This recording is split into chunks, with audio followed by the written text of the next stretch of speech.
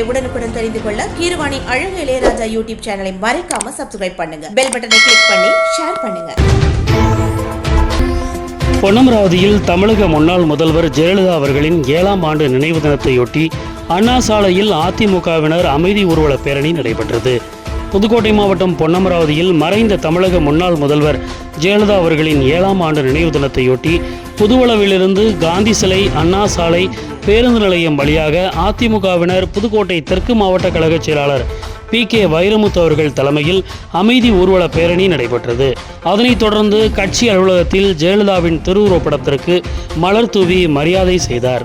இந்த நிகழ்வில் விராச்சலை தொழிலதிபர் குமாரசாமி, அதிமுக ஒன்றிய கழக செயலாளர்கள் கிழக்கு ஒன்றிய கழக செயலாளர் காசி கண்ணப்பன், தெற்கு ஒன்றிய கழக செயலாளர் சரவணன், மாவட்ட கவுன்சிலர் பாண்டியன், நகர செயலாளர் ராஜேந்திரன் உள்ளிட்ட அதிமுக ஒன்றிய நகர கட்சி நிர்வாகிகள், ஒன்றிய கவுன்சிலர்கள், பேரூராட்சி கவுன்சிலர்கள், வார்டு உறுப்பினர்கள், ஊராட்சி மன்ற தலைவர்கள், தொண்டர்கள் என பலரும் கலந்து கொண்டு மலர் தூவி மரியாதை.